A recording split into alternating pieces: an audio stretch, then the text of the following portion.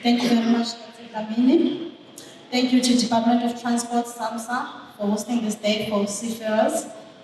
My name is Makosi Tiane from KZN, Richards Bay, in the rural areas called Entlanzeni. I started my career. I went to high school in Nkaideni Technical High School, and then back then I knew I was a civil engineer until I met my neighbor who worked at Transnet, who told me about maritime studies. And then he just told me, you want me to be a tug master, and I'm only going to go to sea only 1 year, then I'm done. But I'm still at sea. And then from there, I knew I was going to be a tug master 1 year. That was in my mind, but I didn't know about maritime. I knew about tug master in the maritime 1 year. So I applied to DUT. I got a bursary from Transnet. So I applied to DUT. I did my studies. DUT sponsored by Transnet, and I got my cadetship at Unicorn Tankers. I just reminded when Tobela was speaking about the Bibles, it reminded me of how we used to get Bibles from Seafarer's mission. They used to bring about 20 Bibles until they sit there in the mess room until they get thrown away with the old publications. But now I miss my Bible because it's 300 rand and more now. So just think what I did. I am regretting. And then my journey today, I'm gonna be talking about my journey at sea. After finishing my cadetship, which I finished at Smith Amanda Marine, I couldn't finish with Transnet because I think there was a problem with Beth there, and I'm not sure whether I was impatient or what, but I just persuaded SAMSA, and then somehow SAMSA gave me a go-ahead. I ended up at Smith Amanda Marine. I don't know how, but I was very young at the time. To do things the way I was doing, I do not know. I just arrived, I don't know how.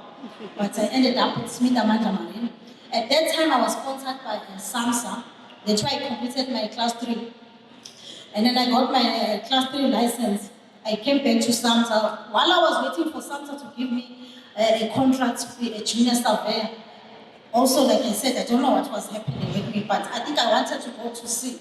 Then I had some opportunities at Transnet. They wanted the deck officers. I'm like, I'm a deck officer, I'm not a deck officer. Deck office. Then I moved to Transnet, dredging services. In my mind, when I went to Transnet, this thing of, you see now I'll be moving from coast to coast with the dredging. And then when I get there, no, you're dredging here. And then when you need to go to somewhere, not all the time you move. So it wasn't what I was expecting that time. I mean, I was having another picture that this is the time, moving sea to sea. And then that time, the dredging services, they didn't have now these new dredges that they have now, the improvement that they have now. They didn't have back then. So I must say the improvement now is making it better for the younger generations. So after that, I had to leave dredging services because the sea was calling me. I went back to Smith Amanda Marine. I served there as a third officer. Now it was a different environment, remember? Now I'm an officer, I was a cadet. And when there's different people at sea, when I was at sea, some you don't meet. So, because remember, it was my last time of my cadetship, so I didn't meet some. So when I'm becoming a third officer, I met some. Then it started. It started there from there. I saw them. It was nice, but until when I had to sign off, until the captain would just have to tell me, Kelly, signing off, Kelly, yeah, you are very good, you are hardworking, I can see, but not for these vessels. But I'm still there, I'm sailing as a chief of the same vessels. But what happened after that, I was very discouraged. I hated maritime studies. I went home for a leave, but I hated maritime studies with my whole heart. I needed to study something, but I was lazy to go to study something else because I already tested the money. Now I must go start again. No. But I hated this course and I was scared. I hated the course, but I didn't know what to do. So I had to go back to sea. So I didn't go back to sea, so I went back to DPS Marine in the mining vessel. There at DPS, remember it's not a South African company, so the environment was different. But as I joined, I was scared, I'm going back to sea. I'm like worried of my health. Remember when you were a junior officer, you have no voice. Because when you try to voice yourself, they ask you questions you don't know. The moment you don't answer, you are dumb and you don't belong there. So you're always scared to be asked questions. You hold yourself, you try to behave, even if you don't go along with what they say, but you try to hold yourself and even if you don't go word to word with them, but you have to listen and understand them. Because once you don't answer, you are dumb, you don't belong to sin. So what happened at TPS, it was okay, the treatment was wrong, but also it wasn't, I remember TPS is mining, you mine there, you stay there, you mine there. But me, I wanted to go to sea. I was not going to sea here, mining here. I had to move again. I went back to Nautic. But now Nautic SA, they have changed the same ships, but they've changed the management. So I went to Nautic SA. Also, I remember when they say management, so it means the same people that came from that company, they're in the same company now. But different company, but the same people on board the vessels. So as I went there, I was also scared. I remember when I first joined, they called me, I was happy, but I'm like, these people, I know them. I know them, but okay, let me go, I need a job. So when I joined there, the guy who welcomed me again, he was a white guy. I'm not sure whether it was, I think it was a chief mate.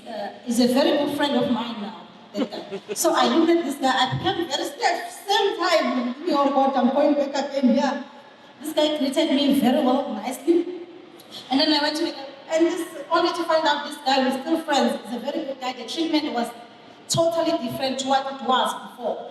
So I enjoyed myself until now, until they changed over. I did not go that time, so they changed over management again to SAMSA special projects. That's where I got to say at SAMSA and become, I got my achievement license. But the challenges that we have for us seafarers, especially women, we have to fight as twice as men to get the equal. I fought after gaining so much experience, then I started to have a voice. Me, I fight, but I don't fight the physical fight. I fight, you don't see me fighting, because I fight with emails, and then I keep quiet. Sometimes when I fight, they want to see me. When they see me, I'm very scared of them. They don't know that I'm scared. I can't even talk. But the fight I fought, guys. I remember the other time whereby I went, I'm not going to mention, but I went to the office and said, I want to discuss the salary, but I was scared to be fired too, but I have to discuss the salary. So they asked, but he was new, was this guy. So I said, I must take advantage of this new guy. He doesn't know, I must discuss my salary. So he showed me, but no, he showed me other ladies' salary. But your salary is the same. I said, no, don't show me the ladies' salary. I need the men. Then he showed me, and I said, that's one. I want that one. That's how my salary goes up. Then I got up, and then after that, it's magnificent, guys. I can do it because of the experience that I can be able to answer questions when they ask me. I can answer myself. I can say things to myself. You know, I can challenge people. Unlike when you become debt officer. That's why now when new debt officer, because we receive a lot of debt officers, I don't. Most of the time, if you can see me, I'm always working with the debt mates because they treat us like nothing most of the time. So I always work with them because I love them. Even I see sometimes captains see me always laughing when the debt mate said, hey, I don't like to see the debt mate laughing. I just look at him. But we always, so sometimes even some debt mates, they call me when I'm at home. When are you joining? I'm like, hey, I'm relaxing, leave me alone, I'm at home. I'm relaxing. So you understand, I make them comfortable. And I teach them the techniques because I know the captains, most of them I know them. This one, I explain to them, this one is like this, like this, like this. You see this one, avoid this. And then it gets easier for the youngsters when they get it. I make it very easy. And also, something I like to see in this industry is the women empowerment, especially women-friendly policies. Like she was saying, I spoke to my colleague before, she got pregnant and she fights physically, that one. She was fighting, and I saw her, she didn't win this one. What am I gonna do? After I got pregnant too, hey, I'm like, I kept quiet and I went home. I was supposed to join the vessel now. Remember my company, there was nothing like a maternity policy, there's nothing like women. I checked, what must I do now? I said, no. I must apply for a maternity leave. From what? Nothing. nothing on the paper, and then I checked, who am I gonna write this email? I'm like, I checked with the ranks, I must go to the higher rank. Give the one because they're gonna block me. This one is not gonna reach. The higher one is not gonna reach. So what I did, I wrote an email to the higher rank, application for maternity leave, and then I CC the lower one. After that, I got the maternity leave was approved. I'm like, approved from work. And then a month later, I received a maternity leave policy. I signed an email. That's how I got my paid maternity leave, of which we are trying. And also the other thing that was a challenge then, it was the communication. With communication, we used to type emails, we put a USB, you give it to the communication officer. Then the radio officer is the one who's going to send the email. And then you wait for an answer for some time, I think a week or so. Then we found that there was some slot where they put emails, papers, you take a paper, you read. Oh, they answered at home. It was nice. But now this guy, we're gossiping with me and my other colleagues. This guy is not sending our emails. He's reading our emails, this guy. When we write, he reads. Let's change to Vernet. And then we decided, okay, now, let's write in Zulu, our emails. We type in Zulu. But the emails never came back. They don't answer when we write in Zulu. So this guy was not sending our emails when they're in Zulu because he does not understand what we are saying there. I'm like, no, God, people, let's see. I'm telling you. And also balancing between married life and the sea life. Yeah, that's one. Is another one. It's difficult, guys. You need to. What I did, I sat with my husband. We had a course together. I set him for a course. So he understands, he knows maritime studies, he knows that department, he knows Asian department, he knows this, he knows everyone. But he doesn't like the ship, that's all. But he knows the department. Just now he was asking me, when are you going for your master's? Because I'm still busy with my studies. So I'm like, no, I'm busy. It's gonna be too much for me. Kids, the advanced diploma that I'm doing now, and then it's gonna be too much. Maybe when I'm done. So he understands maritime studies.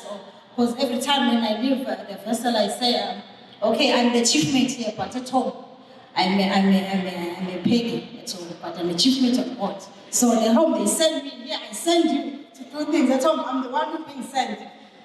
And then, as seafarers, we sail beyond our horizon, beyond our call of duty, to keep global trade flowing. To all the seafarers out there, this is the 1.5 million of you. Thank you for your sacrifice. You are recognized, you are appreciated, and this is your day. Happy Seafarers Day.